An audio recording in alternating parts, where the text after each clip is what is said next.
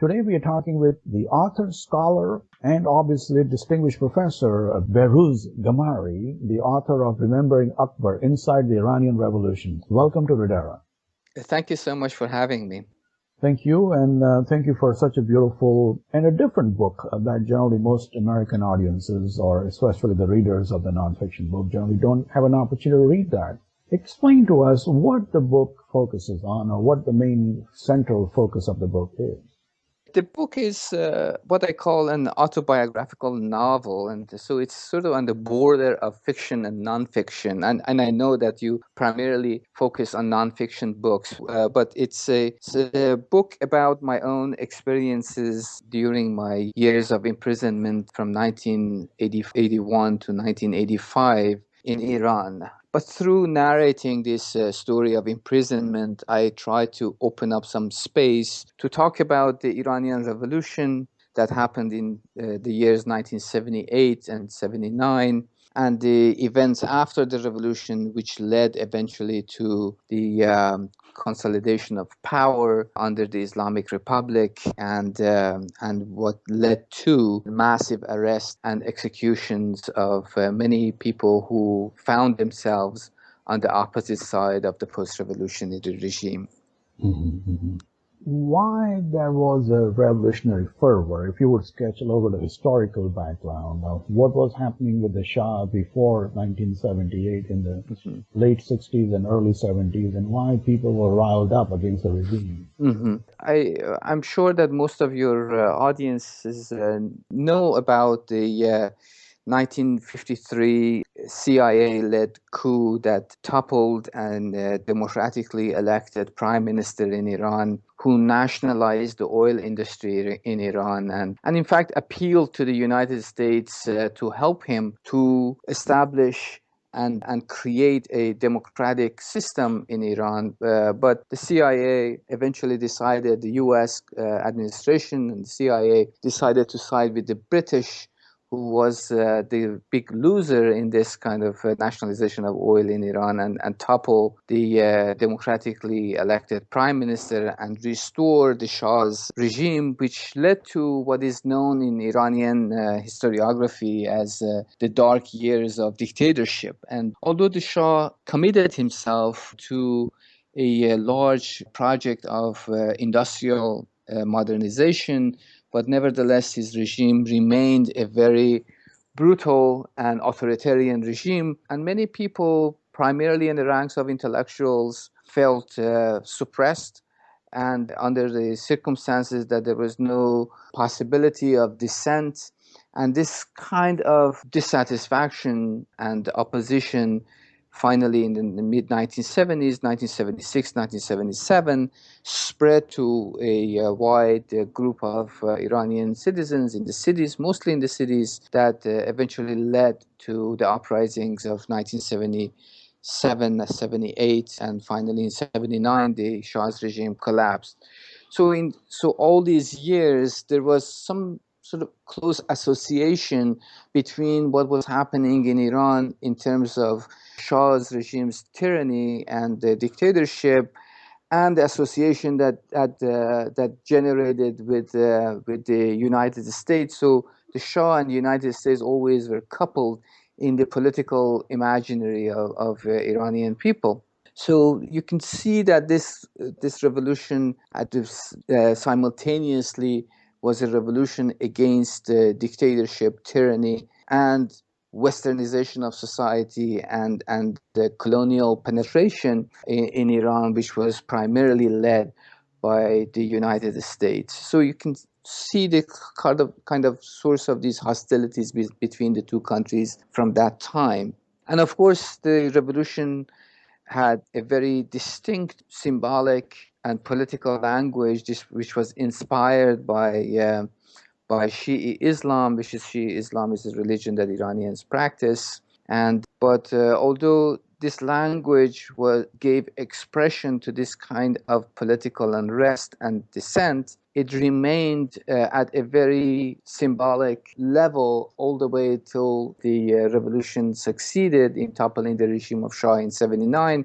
But after the revolution, there was a significant struggle over the actual meaning of the revolution, because everybody agreed on the question of overthrow of the Shah's regime, but everybody didn't necessarily agree on what type of system would replace monarchy in Iran after its collapse. So obviously, like many other revolutions that people participate in it with many different understanding, there was a massive, again, struggle over the meaning of the revolution and how people try to assert their own interpretation and force to make their own interpretation dominant after the revolution. And of course, as we know today, the interpretation, the specific meaning that was given to the revolution, to the revolutionary movement, was manifested in the establishment of the Islamic Republic. And so many people, like such as myself, who I was a college student at the time of the revolution. I was 19 years old at the time, but nevertheless already very politicized and very active. And many people like myself who were against the Shah, but not necessarily from an Islamic standpoint. We were more or less affiliated and had affinity to a left Marxist ideology, and you can imagine that after establishment of the Islamic Republic, all people who did not share that specific interpretation of Islam found themselves on the opposing side of the post-revolutionary regime. Mm-hmm. And so this is a long answer to your first question, but it's important to situate the book and to situate the events in the book to understand that this was the result of a long-term struggle from 1979 to 1981. There was a constant tug of war, so to speak, between the government and the opposition. And finally, in the summer of 1981, one of the main opposition groups, which incidentally also was an Islamic group, Mujahideen organization, decided that they are going to pick up arms and organized a very massive armed struggle against the government. They assassinated government officials. In one incident, for example, they put a large bomb in the headquarters of the ruling party and killed more than 70 people, including the head of the judiciary, 15 to 20 members of the parliament, and all the leadership. Most of the leadership of the ruling party were killed in one assassination attempt. So that after that, then a period of reign of terror began, that the government basically started to arrest and all the known opposition figures, and these mass arrests happened very quickly during the summer of 1981, and many people who were arrested were put on summary trials and executed right away. So I was basically one of those who were arrested because I was known, because I was a spokesperson for the student organization. So I was one of the people who were arrested very early on during that reign of terror. Very difficult situation for the country and for the people involved at the time. And obviously you were very young at that time. Yes. And the people who were influencing the events were sometimes so far remote from the people who were on the ground. Mm-hmm. And what happened after that? After the, as you say, the regime of Shah was overthrown, and then there was 2 years of turmoil, and the Islamic Republic was founded. And then, of course, this power struggle, as you mentioned earlier, started on. Mm-hmm. Was that a power struggle mostly between the people who wanted to follow a theocracy or a certain religious line, or the people who wanted to have more modernization and westernization? You're right. It was a power struggle which had so many different layers, and to a certain degree, you still see that power struggle continues in the Iranian government. And this is legacy of that original kind of ambiguity about what kind of regime the revolution intended to establish. And at that time, it was true. There were so many layers of struggle and conflict between the liberals who actually formed the first provisional government after the revolution and the hardline Islamists and the left. And within the left, when I say the left here, I mean people who had affinity, different kinds of affinity with Marxism, communist groups who were not unified at all. They all have different kinds of agendas. So it was a very confusing situation in which these differences went in a very multi-directional ways. So it was a very important moment in a sense that the way people around Ayatollah Khomeini, who was the leader of the revolution, organized themselves to one after another to eliminate these opposition groups in order to consolidate their own power.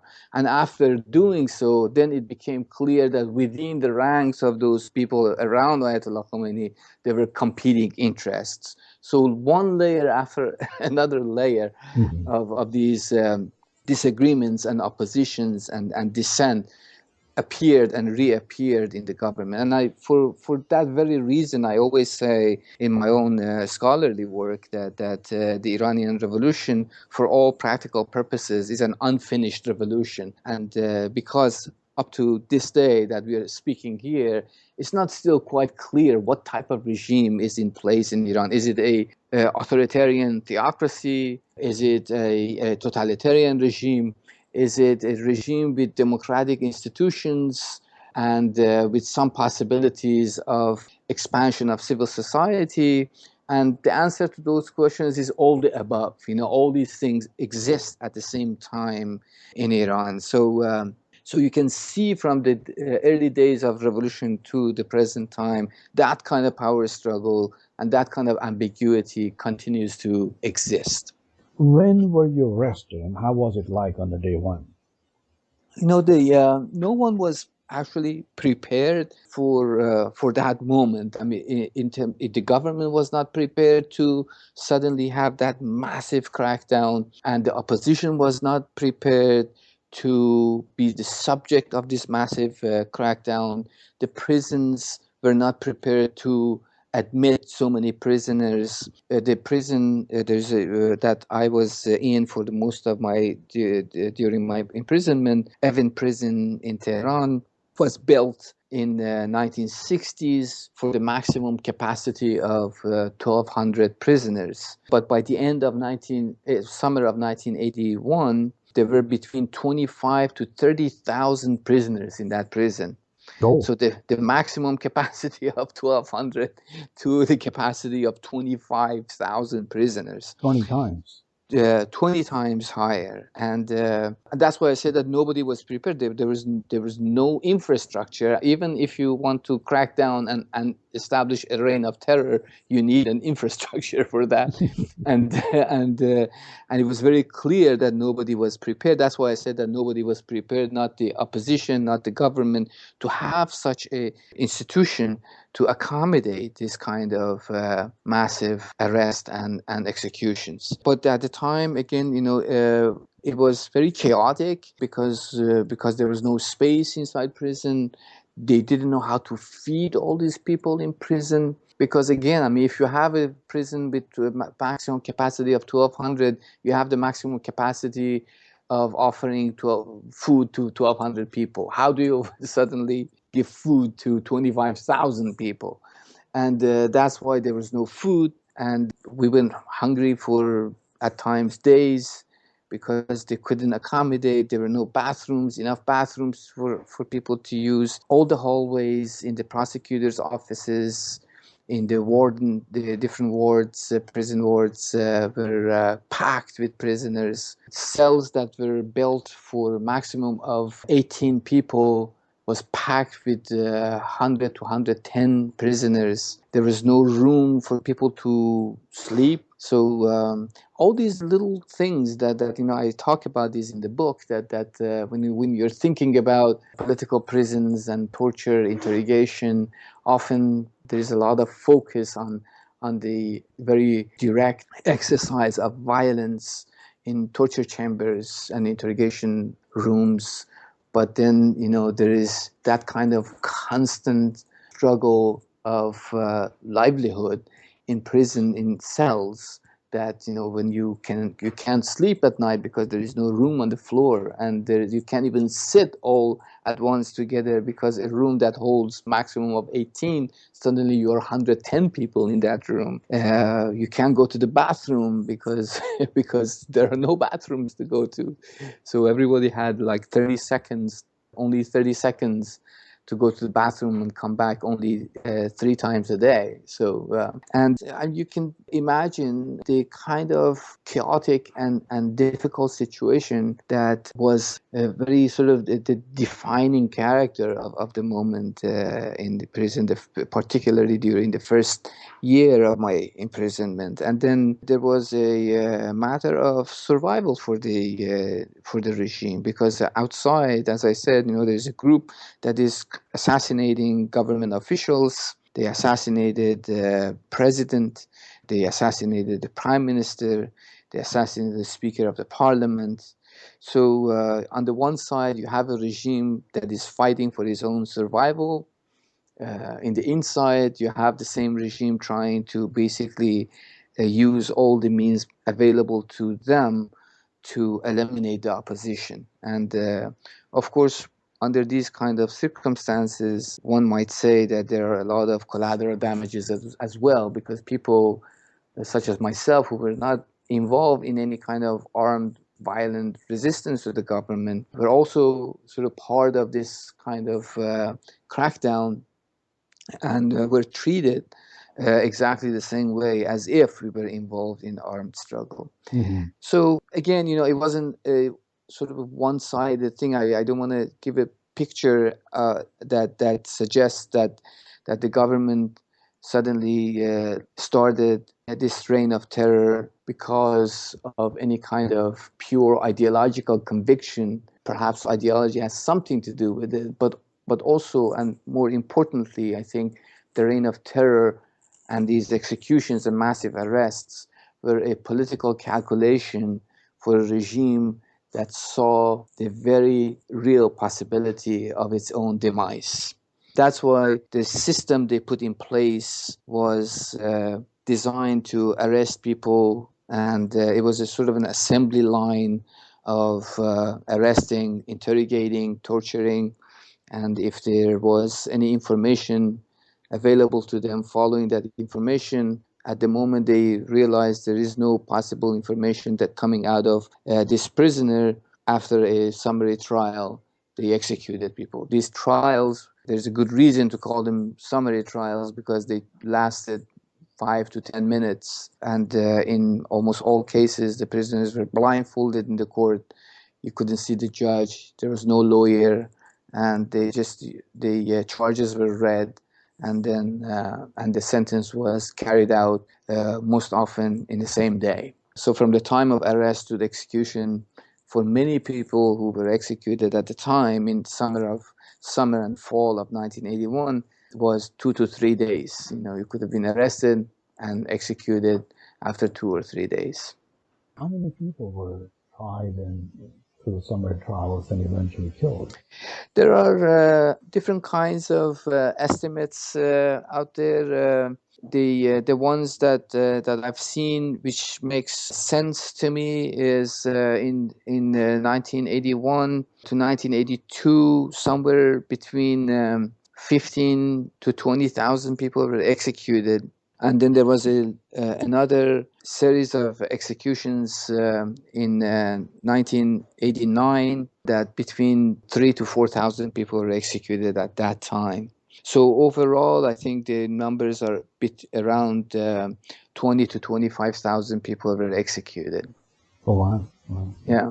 And of course, I want to add to that all these things are happening in the background of an 8-year war with Iraq, that this was another source that the government thought that its very existence was under threat. And this was again the time that Iraq was sort of acting, if not directly, but indirectly on behalf of European and American powers, trying to contain the Iranian Revolution using chemical weapons and all these things. So it's again, I mean, it's a very kind of a complex story there that if one puts all these things together, possibly you can draw a picture that reflects the realities at the time more accurately. So there may have been meddling of the broader, larger powers, and then That's right. colluding with a neighbor who has a vested interest to destabilize Iran more, and the general public also against the existing regime. Just brings some more chaos in the general public. That's right. And I you know, this is of course the external logic of the book. I mean, this is what happens. The book happens within this context, but I wanted to also highlight in the book a kind of narrative that moves away from a narrative of tragedy, because we know, I mean, this is one of the sort of issues that I always see in many of other memoirs of political prisons and prisoners and political parties, is that, you know, the emphasis always is on the pain, suffering, and tragedy.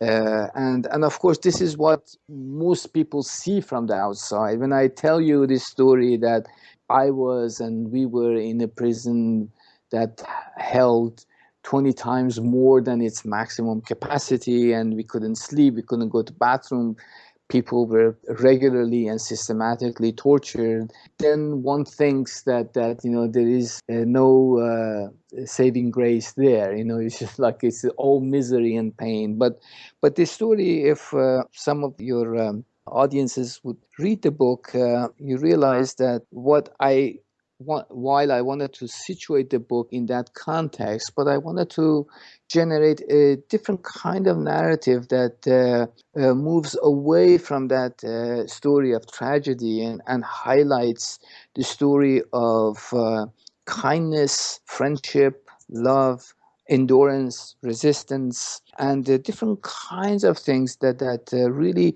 made life possible. I mean, this is a book that Death has written all over this book, but it's all about life, and I wanted to highlight the hilarity in the midst of horror. I wanted to show caring in the midst of torture. So it is a difficult book to read, but at the same time, I think it's a book that is really about life, and it's a book written about death, but it's truly about life, you know. And so there is I don't know how else one can describe the book, but I think, you know, once somebody reads the book, would get the point that how sort of, while death is always in between the lines, while pain is always in the background, when suffering and cruelty always is present, but in the foreground is always caring, humor, music. There's so much music in the book this is how people actually find ways to carry on, to live their lives, not necessarily as victims, but as actors, you know. And because often when you hear the stories of people on death row, I was sentenced to death, and I spent 3 years on death row. But when I say this, you know, the image that comes across is that I'm sitting in a cell waiting to be executed. But, you know, the real story, the way I experienced it, is far from that. I mean, I think, again, that and I try to articulate that kind of life that happens in the midst of great tragedy. Well, the death is hovering around, but the life will persist in control. Right. How was it to wait in a cell where you know you could be called upon any time, and it could be the last moment, and seeing others who you know there may certainly not be there an hour or 2 hours later, when you could be that next so-called number on their list? Right, right. No, this is, of course, it gives a new meaning to the cliche of enjoying every moment. It's such a cliche, but then that cliche is not a cliche anymore, because this is what literally you must do. And in the book I have this passage that I say that collect your stuff and come with us was the most horrid thing you could ever hear, because that meant that you're going to be killed soon. And anytime they opened the door and said that, if they call your name and say, pick up your stuff and follow us, you knew it was over.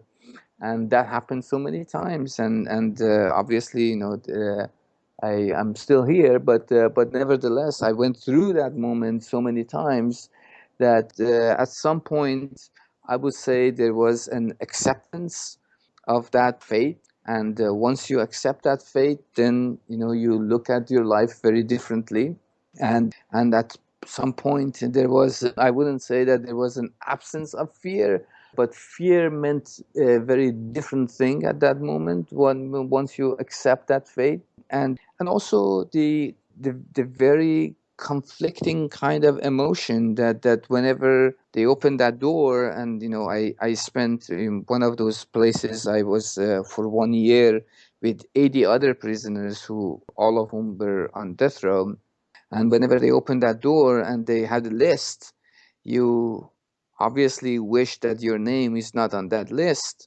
But at the same time, wishing that your name was not on that list meant that you're wishing that your friend's name is on that list. So that really generated a very kind of conflicting, disturbing kind of feeling that your survival was basically depended on somebody else's death. And although you didn't have anything to do with that death, but nevertheless, it was a sigh of relief that when your name was not called. But that sigh of relief immediately was translated to a very deep sense of loss and guilt. which is very hard to deal with at that moment. That's right. That's right. Now, many times these judges ask the political prisoner to come and recant in public, and some agree and some will not. And what was the mood like amongst the others who were there of the 25,000 people? Did many of them recant, or? Yeah.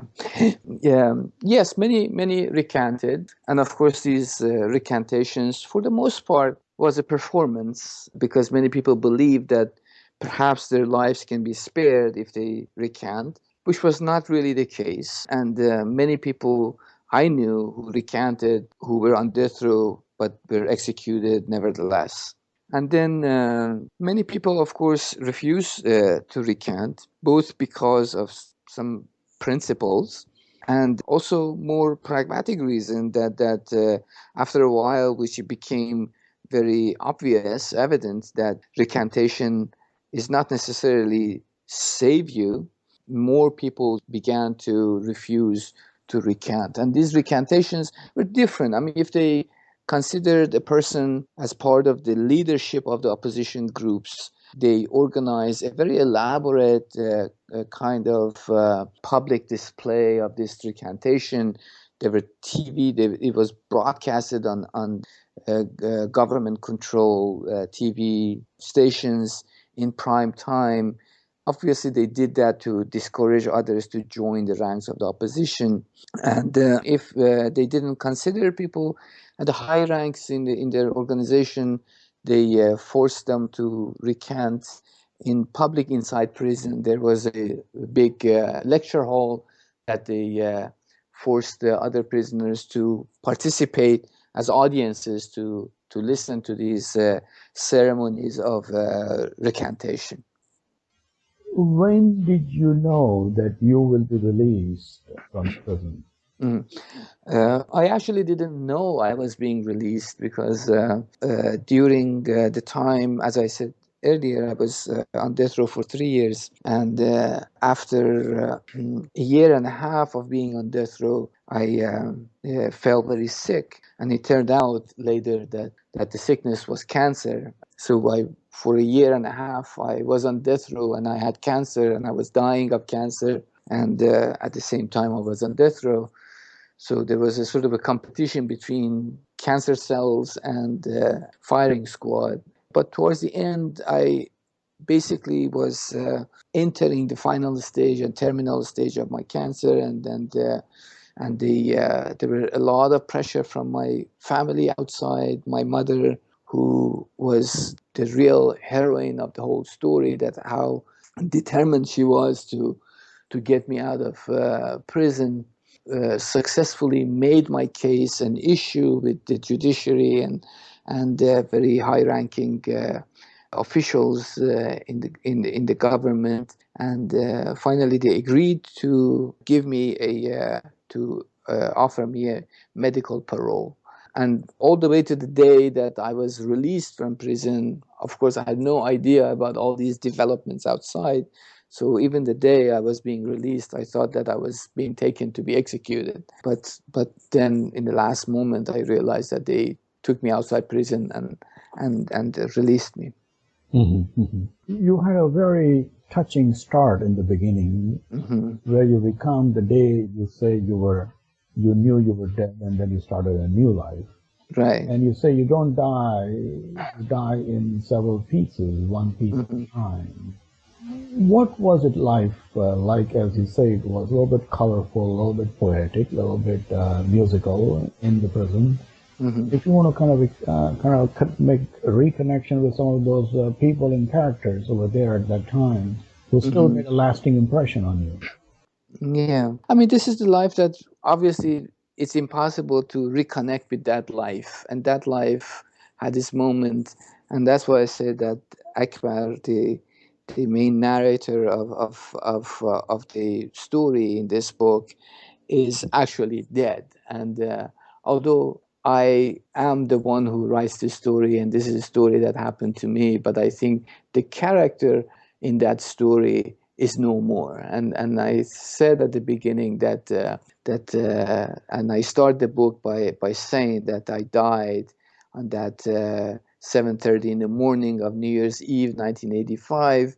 This is a true literal, in a true literal sense, is that because that person died at that moment, and that's a life that is gone and cannot be retrieved in any shape or form. But then, then one faces with a new life, and of course it took me some years before knowing that there is a new life after cancer and dealing with all that, which is a different long story. But then, how does one go on living a life that the level of intensity is quite different from that life that happened during those years in prison, during the life that connections, relationships, the kind of meaning that you attribute to every moment of life is so radically and fundamentally different from the kind of relationships and connections and the kind of meaning that people today, I'm sitting now in the US, and we are going through a very difficult time at this moment as well, that I'm trying to think that how can this life be the kind of life that has the same content, that can generate the same kind of depth and meaning comparable to the kind of life that Akbar, the character of that book, had during those years in prison. What happened to you and also to the revolution after you were released from the prison in the next few years? Well, the revolution, as I said, there are all these different moments, periods of revolutionary transformation, and I always say in my because as a scholar I also work on the Iranian Revolution, and in my scholarship I always say that when we are thinking about revolutions, we really need to think in terms of longue durée. Revolutions do not conclude immediately. If we, for example, think of revolution par excellence in human history, the French Revolution, it took more than 100 years for the revolution finally to get to a point to say that now we have established a new kind of republic in France, you know. But in Iran, the same thing is happening in Iran, I think. And if we look at the presidential elections in Iran, if you look at the parliamentary elections in Iran, every election, every moment in Iranian post-revolutionary history is very similar to a sort of a mini revolution. Is similar to another attempt to refine and define the objectives of the revolution in 1979. So in that sense, I think a lot of struggle still is yet to come in order to reach a point in Iran to say that this was the true meaning of the revolution in 1979. It might take another 20 years, it might take another 40 years, but historically speaking, these are very normative ways in which the revolutions are defined and finally are established and institutionalized. You know, I'm by nature, I'm very optimistic person, and I think that there are a lot of positive developments in Iran, along with all these difficulties that questions of political restrictions and repression that exist in Iran. But at the same time, I think Iranian people have learned invaluable lessons from the revolution that happened in 78 and 79, and they still are using those lessons in order to assert their own desires, their own demands on the current government and at the world stage. So we'll see what happens with the new administration in the U.S. because I you know, obviously, you know, there is a lot of source of anxiety now with these new developments, but hopefully, you know, we can continue to be hopeful in the face of these new developments in American politics here. Do you think there were similarities or there were similar parallels that you can draw between what happened in Egypt in the recent years, just a few years, and what Iran went? Absolutely. I think there are a lot of similarities between what the uprisings in North Africa and Egypt in 2010, 2011, and I think there are a lot of lessons that people could have learned from the Iranian Revolution, and unfortunately those lessons were not learned, and we saw a sort of a return of this kind of military dictatorship after all those sacrifices that many people did in Egypt, particularly. But I think, you know, these are things, events, world historical events, that somehow there is a collective memory there, that this collective memory is transferred through generations and through regions. And I think all these moments are very much related. And I think Egyptians, Tunisians, had learned from each other, and Iranians learned from the Egyptians. Today, you know, if you see that Iranians people are more cautious in the way they exert pressure on the government, I think that's the result of what happened in Egypt, and I think there is this a lot of back and forth in terms of how people learn from each other in different regions, and they're very much related. You've been speaking with the author of Remembering Akbar, Inside the Iranian Revolution, Behrooz Ghamari. It's been fascinating to talk to you and give us a little backdrop of what happened in the late 70s and early 80s. Tell us a little bit more about you. How did you get involved in the revolutionary? How were you politicized? And how did you end up being from there such a long road to being a scholar?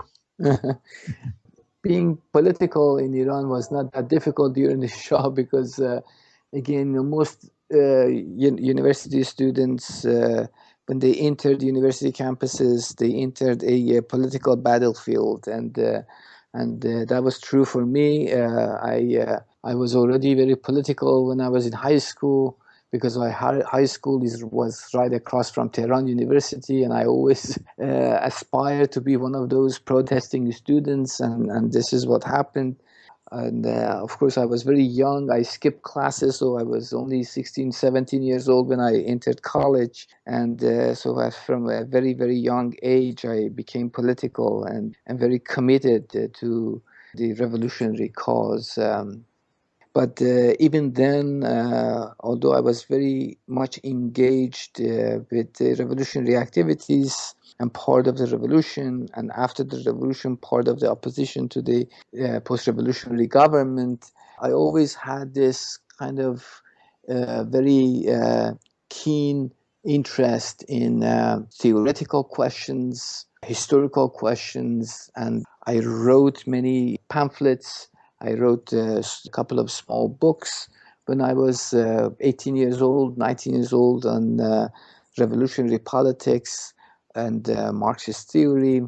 And of course, when I came here to the US in 1985, after I waited for 5 or 6 years to see whether I would have a life after prison and cancer, I decided to continue my education in sociology and to get a PhD in sociology and continue to study social movements and revolutions. So from a very active on the streets and sidewalks and prison kind of activist Marxist, I became an armchair scholar. And in so many different ways, I consider this a continuation of what I used to do, but in a much safer space for me.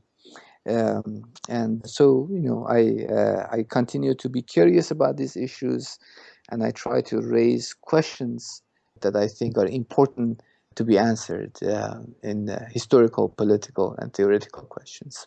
Almost 40 plus years have gone by since the demise of Shah regime. Mm-hmm. How Iran has changed. 40 years is almost 4 decades, and a lot of time has gone by, and so has the world changed. Has Iran changed? I mean, I'm sure Iran has changed, but how Iran's position in the world also has changed.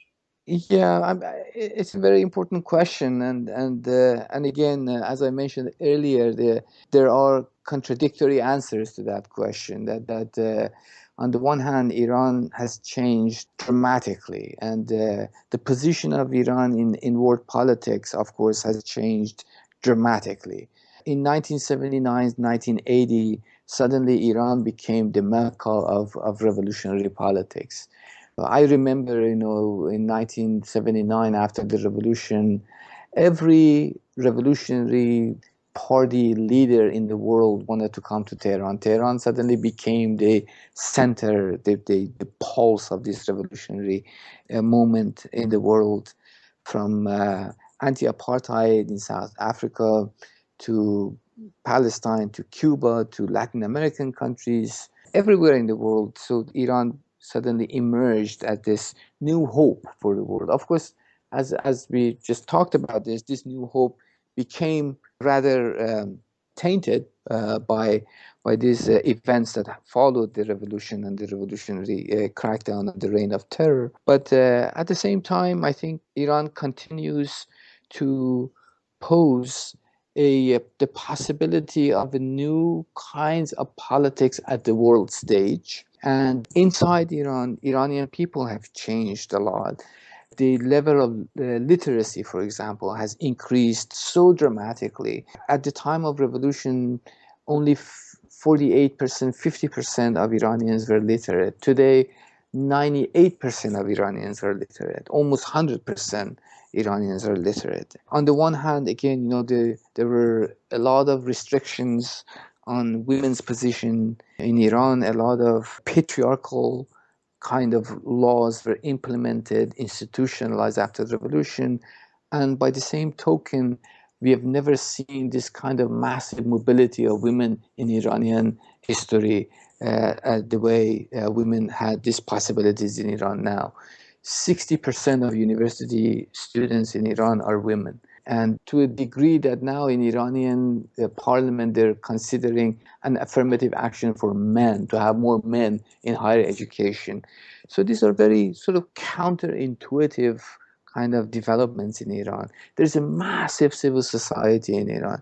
The intellectual scene in Iran is so vibrant, but at the same time, then we have a government that uses all different kinds of instruments to try to suppress this kind of blooming of this civil society. So again, you see that how many different kind of contradictory currents are at play when we talk about Iran at this moment. And a lot of people say that, you know, this is an anti-democratic regime, which is totally true. And a lot of people say that there are a lot of democratic kind of elements in the Iranian political system, which is also true. At the end of the day, how these different forces are going to reconcile with one another, what would be the outcome of these kind of contradictions is yet to be seen. But nevertheless, the Iranian society has changed dramatically. When for the first time, I went back to Iran in 2005 after 20 years, and I couldn't find my way around in Tehran, because Tehran suddenly, from the city, when I left Tehran, Tehran had a population of 5 million. By 2005, the population of Tehran was close to 14 million, almost grew 3 times. And the city grew, and so there is a lot of wealth in Iran. There is a lot of poverty in Iran. So Iran, in that sense, is like any other big country in the world with a large economy and different kinds of political forces that are constantly fighting one another. So I really don't know how to answer that question in what ways Iran has changed, because it's changed in so many different ways, towards many different directions. And Iran was smaller in population than Turkey in the 60s, and today Iran rivals or even has surpassed the population of Turkey. Yes, Iran has a population of almost 80 million now. So yeah, and Turkey is close to 76, 75 million. And life expectancy also has improved. Yeah, life expectancy grew also very significantly. And I believe, I don't have numbers in front of me, but I believe life expectancy, especially for women, rose from 50 to 70 years old in the last post-revolution. And much of it is about prenatal care and all these different kind of health programs that the government instituted in the last 20 years or so, very much after the war with Iraq ended, so in 1989. Mm-hmm, mm-hmm. With the death hovering around you for 3 years, at any minute, you survived and prospered, and so hopefully Iran will prosper as well going forward. That's our hope. We thank you very much for your time and your comments. It was a pleasure to talk to you. And thank you so much. And if you write another wonderful book, please let us know. We would like to talk to you again. Absolutely. Thank you so much for having me. Thank you.